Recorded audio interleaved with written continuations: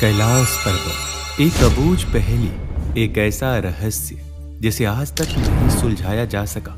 हम सभी जानते हैं कि कैलाश पर्वत पर आज तक कोई नहीं चढ़ सका, लेकिन ये पूरा सच नहीं है।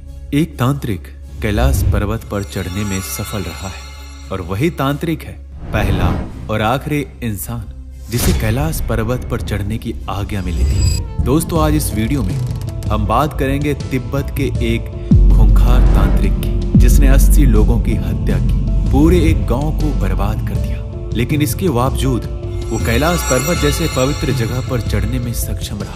पर कैसे?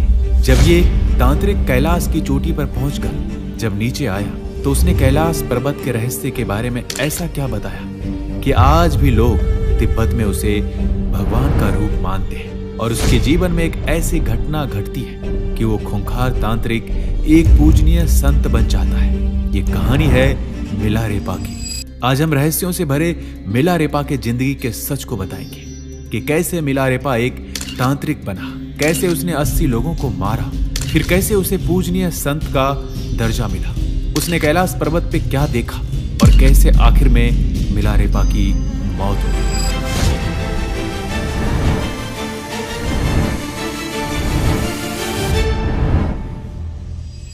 दोस्तों, 11वीं शताब्दी में उत्तरार्ध में तिब्बत के दक्षिणी भाग में स्थित एक गांव में थोपक नाम के लड़के का जन्म हुआ था, जिसे हम मिलारेपा के नाम से जानते हैं। मिलारेपा का बचपन आराम और प्रेम में बीता।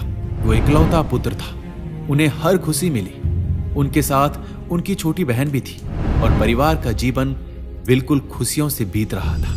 लेकिन कहते हैं ना, कोई भी समय एक जैसा नहीं रहता है, और ऐसा ही हुआ मिलारेपा के साथ। जब मिलारेपा केवल 7 साल के थे तो उनके पिता की अचानक मौत हो गई। इस मृत्यु ने परिवार को आर्थिक और भावनात्मक रूप से हिलाकर रख दिया। अंतिम समय में उनके पिता ने एक वसीयत तैयार की, जिसमें यह लिखा हुआ था कि मिलारेपा जब तक बड़े नहीं हो जाते तब तक उनके चाचा और चाची मिलकर उनकी देखभाल करेंगे, उनके संपत्ति का प्रबंधन करेंगे। ये वसीयत इस उम्मीद के साथ लिखी गई थी कि उनके परिवार को कोई कठिनाई नहीं होगी। लेकिन उनके पिता के मृत्यु के तुरंत बाद हालात पूरी तरह से बदल गए। चाचा और चाची जो पहले अच्छे संबंधों का दिखावा किया करते थे, अब वो बदल चुके थे। उन्होंने संपत्ति पर पूरा अधिकार कर लिया और मिलारेपा की माँ और बच्चों को नौकरों की तरह काम करवाने के लिए मजबूर कर दिया। जो घर कभी उन्हें अपना लगता था, अब वो उनके लिए जेल बन गया था। उनका जीवन सम्मान से गिरकर अपमान और गरीबों में बदल चुका था। मिलारेपा की माँ, जो कभी एक सम्मानित महिला थी, अब अपमान और कष्ट सहने पर मजबूर थी। उनका मन बदले की भावना से भर चुका था। उन्होंने बार बार अपनी संपत्ति वापस पाने की कोशिश की, लेकिन हर बार नाकामी मिली। गांव के लोग इस अन्याय को चुपचाप देख रहे थे, किसी ने उनकी मदद नहीं की। और अंत में मिलारेपा की माँ ने एक कठोर निर्णय लिया। उन्होंने मिलारेपा से कहा, लगता है हम अपनी संपत्ति वापस नहीं पा सकते हैं, लेकिन हम उनसे बदला तो ले सकते हैं, हम उन्हें बर्बाद तो कर सकते हैं। ये शब्द मिलारेपा की जिंदगी बदलने वाली थी। बदले की भावना उनके मन में गहराई तक समा चुकी थी। उनकी माँ की आज्ञा का पालन करते हुए मिलारेपा ने तांत्रिक विद्या सीखने का निर्णय लिया। वो इसी तलाश में एक गुरु से मिले। उनके आखिरी गुरु थे युंगटो, एक भयानक तांत्रिक जिनकी शक्तियां अद्वितीय मानी जाती थी। युंगटो के संरक्षण में मिलारेपा ने तांत्रिक विद्या की गहन शिक्षा ली। उनके जीवन का बस एक ही उद्देश्य था, बदला। और इस बदले की आग ने उन्हें मौत का मंत्र सीखने की राह पर धकेल दिया। दोस्तों, मौत का मंत्र वो मंत्र था जिसे सीखने के लिए मिलारेपा अपने दुश्मनों के बिना सामने आए मार सकते थे। उन्होंने प्राकृतिक शक्तियों को नियंत्रित करना भी सीख लिया, विशेषकर ओलावृष्टि का आह्वान करना। और इस विद्या का प्रयोग उन्होंने अपने चाचा और चाची के गांव में किया, जहां भारी ओलावृष्टि ने पूरे गांव के फसलों को तबाह कर दिया। गांव के लोग भयभीत थे। उन्हें समझ आ गया था कि यह आपदा कहां से आई है। मिलारेपा की ये पहली विजय थी, लेकिन वो अब रुकने वाले नहीं थे। इसके बाद वो दिन आया जब मिलारेपा ने बदले का सबसे भयानक रूप धारण किया। उनके चाचा के बेटे के शादी का दिन था। पूरा गांव एकत्रित था और मिलारेपा ने इसी मौके का चयन किया। उन्होंने मृत्यु के मंत्र का इस्तेमाल किया। अचानक सांप, मकड़ियां, अन्य जहरीले जीव विवाह समारोह में प्रकट होने लगे। अफरा तफरी मच गई और घर की छत गिर गई। इसमें करीबन 80 लोग मारे गए। मिलारेपा का बदला पूरा हुआ। मिलारेपा की मां को गर्व हुआ। उन्होंने गांव में घोषणा की कि उनका बेटा बदला ले चुका है। लेकिन मिलारेपा के मन में कुछ और ही चल रहा था। बदले की आग में जलने वाले मिलारेपा को अब यह एहसास हो रहा था कि उन्होंने क्या खो दिया है। वो अपराध बोझ से गिर गए थे। कई निर्दोष लोग मारे गए थे और बदले से जो संतोष मिलना चाहिए था, अब वह एक भयानक पश्चाताप में बदल चुका था। और यहाँ से शुरू हुआ मिलारेपा का आत्मिक सफर। इसी समय उनकी मुलाकात एक बौद्ध लामा से हुई, जिन्होंने उन्हें गुरु मारपा के पास जाने की सलाह दी। मारपा एक महान बौद्ध गुरु थे, जिन्होंने भारत से बौद्ध धर्म की गहरी शिक्षाएं प्राप्त की थी। तिब्बत में उन्होंने एक अनुवादक के रूप में भी जाना जाता था, क्योंकि उन्होंने बौद्ध धर्म के महत्वपूर्ण ग्रंथों का अनुवाद किया था। जब मिलारेपा गुरु मारपा के गांव पहुंचे तो उनके सामने एक कठिन परीक्षा थी। मारपा ने उन्हें कठोर साधना करने के लिए कहा, जो कभी कभी तो बेतहासा कठिन हो जाती थी। उन्होंने मिलारेपा से कई कठिन शारीरिक श्रम करवाए, जैसे पहाड़ों से पत्थर उठवाना और उन पत्थरों को दूर दूर तक ले जाना। ये सब मिलारेपा के शरीर को थका देता था, लेकिन उनकी आत्मा को जागृत कर रहा था। धीरे धीरे उन्होंने गुरु की शिक्षाओं को आत्मसात किया और उनकी कठिन साधना ने मिलारेपा के अंदर एक नई शक्ति और ज्ञान का प्रवेश कराया।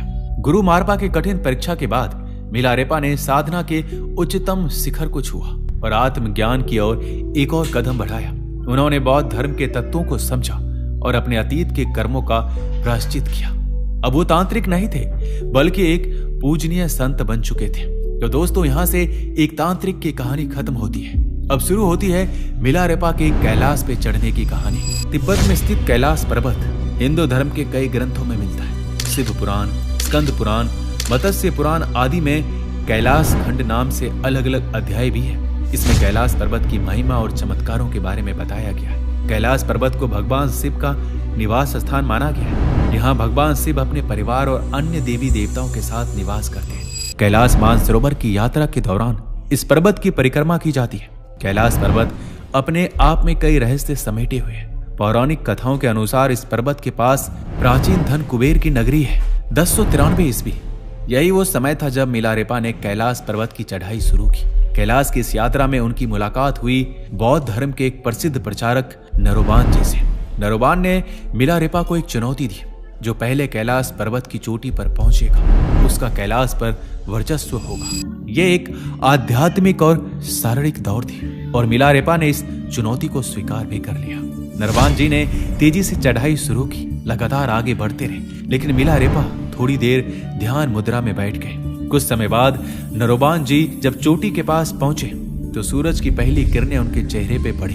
वो किरण इतनी तीव्र और शक्तिशाली थी कि उन्हें पीछे हटना पड़ा। और इसी बीच मिलारेपा ने बिना किसी रुकावट के अपनी चढ़ाई जारी रखी और अंततः वह नरवान जी से पहले चोटी तक पहुंच गए।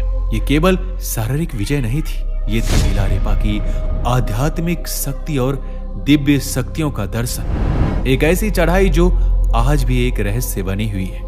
कैलाश पर्वत की चोटी पर पहुंचकर मिलारेपा ने कुछ अद्भुत और अनजाने रहस्यों का अनुभव किया। उन्होंने कहा, यह पर्वत साधारण लोगों के लिए नहीं है और कोई साधारण व्यक्ति यहाँ चढ़ने का प्रयास बिल्कुल ना करे, क्योंकि यह भगवान शिव का पवित्र निवास है। यहाँ चढ़ना उनके ध्यान में विघ्न डालने जैसा है।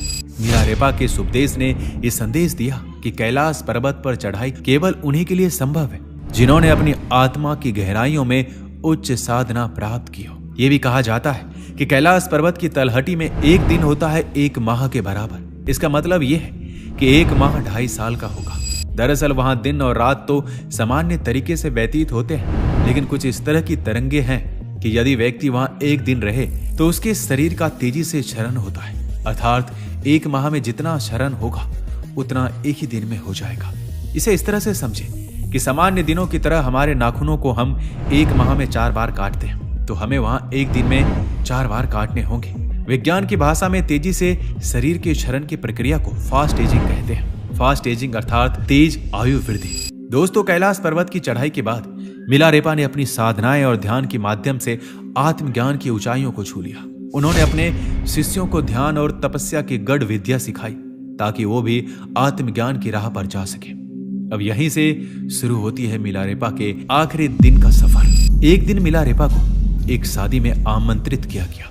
उनके स्वागत के लिए एक सुंदर आसन तैयार किया गया। उसी शादी में एक धनवान पंडित भी था जो मिलारेपा के हो रहे तैयारियों को देखकर हैरान था। जैसे ही मिलारेपा उस आसन पर बैठे, पंडित ने तिरस्कार भरे स्वर में कहा, इस भिखारी के लिए इतनी तैयारियां क्यों? ये मुझसे बड़ा पंडित है। पंडित मिलारेपा के पास जाकर बोला, मैंने सुना है आप बहुत ज्ञानी हैं।